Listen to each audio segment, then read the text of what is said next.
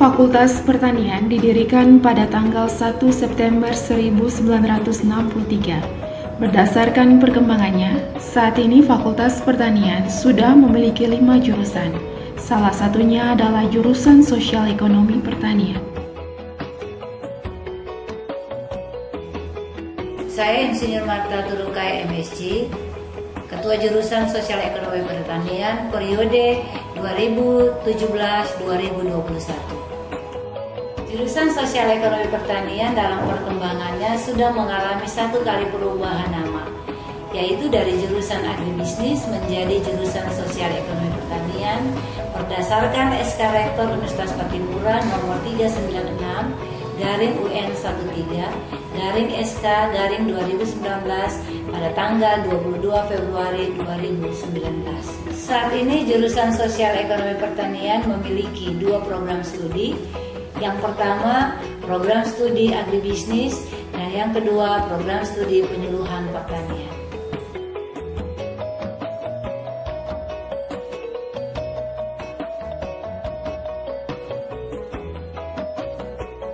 Program studi penyuluhan adalah program studi baru yang didirikan pada tanggal 13 Juni 2017 berdasarkan SK Kemendikbudristek nomor 341-KPT-Angkarum1-2012. Assalamualaikum warahmatullahi wabarakatuh dan salam sejahtera untuk kita semua.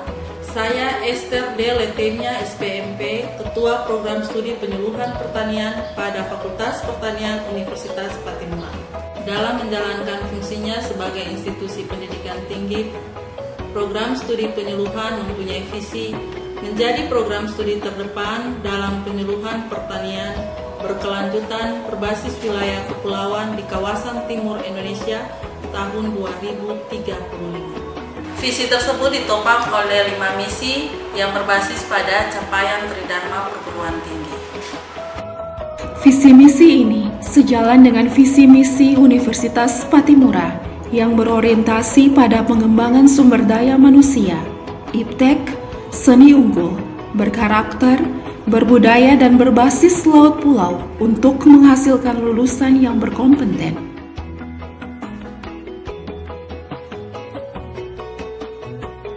Dosen tetap home base program studi penyuluhan pertanian berjumlah 13 orang yang terdiri dari 3 orang guru besar, 8 orang doktor, dan 2 orang magister.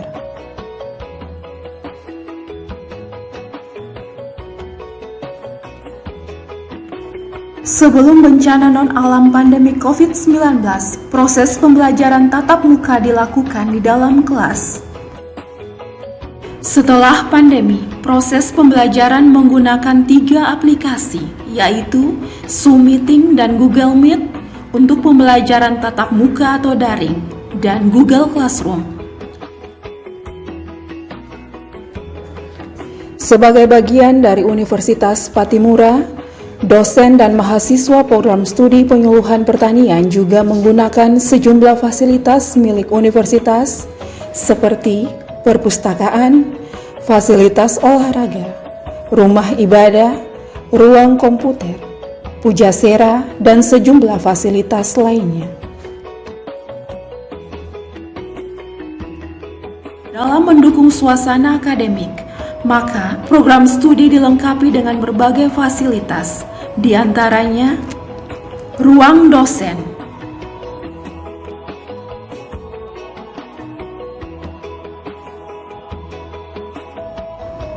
ruang rapat,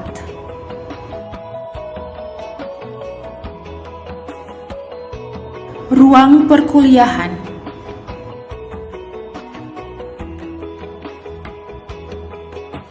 ruang baca untuk mahasiswa,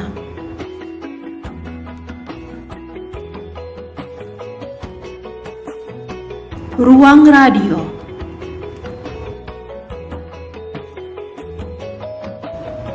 dan ruang laboratorium yang terdiri dari ruang lab penyuluhan, ruang lab sosiologi dan ilmu kependudukan, ruang lab agribisnis. Perkenalkan, saya Dr. Insinyur Inta PN Damani MSc, Sekarang ini saya dipercaya sebagai Kepala Laboratorium Penyuluhan dan Komunikasi Pertanian, disingkat dengan LPKP. Laboratorium Penyuluhan dan Komunikasi Pertanian merupakan salah satu laboratorium yang dimiliki Fakultas Pertanian, berada di bawah naungan jurusan Sosial Ekonomi Pertanian. Disingkat dengan LPKP, fungsi daripada LPKP ini adalah sebagai laboratorium pembelajaran, yaitu menunjang proses pembelajaran dalam rangka mencapai tujuan daripada visi misi prodi. Sesuai fungsinya, sebagai laboratorium pembelajaran, laboratorium ini difungsikan bagi para mahasiswa untuk lebih mendalami materi-materi penyuluhan. Selain itu, laboratorium ini juga berfungsi bagi para dosen sebagai tempat berdiskusi untuk misalnya merancang penelitian-penelitian yang terkait dengan pengembangan penyuluhan pertanian, pengabdian pada masyarakat, dan juga diskusi-diskusi bebas yang tentunya mendukung pada pencapaian visi misi program studi penyuluhan. Disadari bahwa pada masa COVID-19 ini memang laboratorium ini tidak berjalan dengan maksimal karena semua proses pembelajaran itu dilakukan secara online. Namun demikian, kerjasama laboratorium ini tetap berjalan. Salah satu kerjasama yang tetap berjalan hingga saat ini adalah kerjasama dengan Radio Republik Indonesia Ambon, di mana Laboratorium Penyuluhan dan Komunikasi Pertanian ini merupakan satu lab yang dipercaya untuk mengelola naskah-naskah siaran pedesaan dari para dosen dari seluruh Fakultas Pertanian, yang maksudnya bukan hanya dari jurusan Sosek, untuk kemudian disiarkan melalui Radio Republik Indonesia Ambon.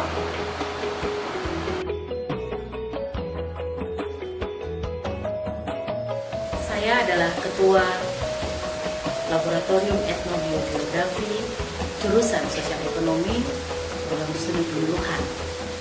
Saya Dr. Julianita F. Sobamena, SPMSI. Lab Etnobiogeografi sendiri mungkin adalah salah satu lab dari sekian lab yang ada di jurusan Sosial Ekonomi Pertanian.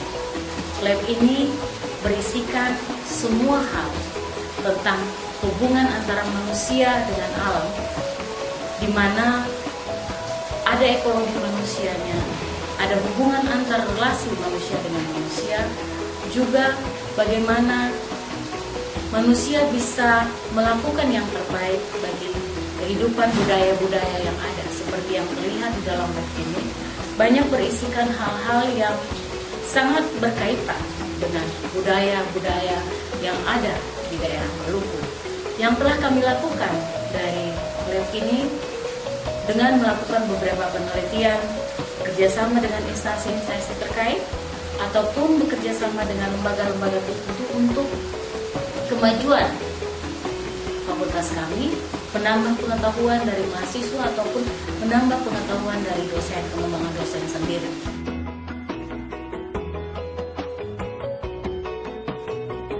Assalamualaikum warahmatullahi wabarakatuh.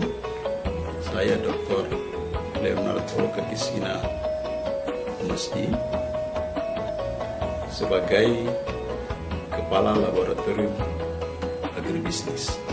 Lab ini sebelum pandemi virus corona digunakan untuk kuliah mahasiswa, dan juga selain itu, selain sebagai ruang kuliah, tetapi lab ini juga memiliki beberapa fasilitas untuk terutama pengolahan data dari mahasiswa.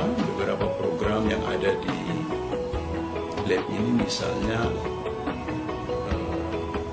regresi, terus metode simplex, dan beberapa metode lain yang dapat digunakan oleh mahasiswa. Saat ini kita berada di dalam ruangan Laboratorium Sosiologi dan Kependudukan Program Studi Penyuluhan Jurusan Sosial Ekonomi Pertanian, Fakultas Pertanian. Perlu saya perkenalkan dulu diri saya. Saya adalah Profesor Dr. Insinyur Afrodite Milana Sakusilawani MS yang biasanya disapa dengan Ibu Non. Saya perkenalkan bahwa laboratorium kami ini bergerak bukan sebagai laboratorium produksi, tetapi laboratorium yang lebih banyak bekerjasama dengan masyarakat dalam arti berdialog, bersosialisasi, dan membicarakan banyak hal yang ada hubungannya dengan sosiologi pedesaan dan juga masalah-masalah kependudukan. Di lain pihak, bukan itu saja, kami juga berbicara tentang gender, karena di dalam gender itu ada masalah perempuan, ada masalah laki-laki, ada masalah anak-anak yang secara totalitas adalah merupakan masyarakat. Laboratorium kami ini juga bergerak sesuai dengan visi daripada program studi penyuluhan kami yang harapannya menjadi program studi penyuluhan yang kedepannya berbasis kepada kepulauan dan maju di Indonesia Timur.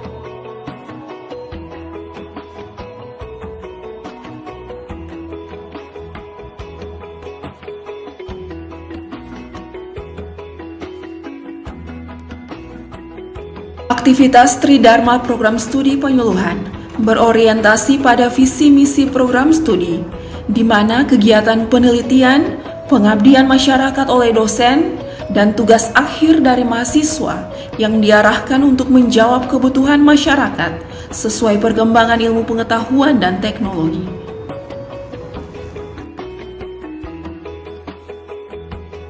Program studi penyuluhan sudah menerapkan kurikulum berbasis kerangka kualifikasi nasional Indonesia sejak semester ganjil tahun akademik 2017.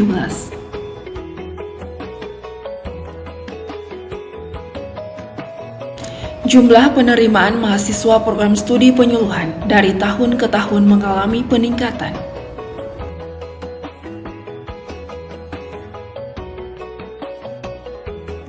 Mengingat program studi penyuluhan merupakan program studi baru, maka hingga tahun ini belum ada lulusan yang dihasilkan.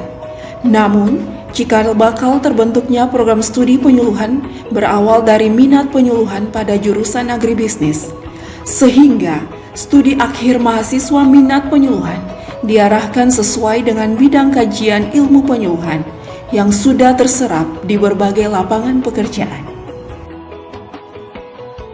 Program studi penyuluhan secara tidak langsung memiliki wadah himpunan Ikatan Alumni Sosial Ekonomi Pertanian yang secara konsisten memberikan kontribusi yang berarti dalam pengembangan program studi, diantaranya memberikan kuliah umum, hibah infokus, praktek perkuliahan, praktek kerja lapangan, dan lain-lain. Program studi penyuluhan pertanian sudah melakukan evaluasi kurikulum berbasis kerangka kurikulum nasional Indonesia. Dengan potensi yang ada, program studi penyuluhan pertanian akan terus berupaya menjadi program studi berbasis kepulauan yang akan menghasilkan lulusan unggul dan berkarakter dengan standar penilaian terbaik di tingkat nasional.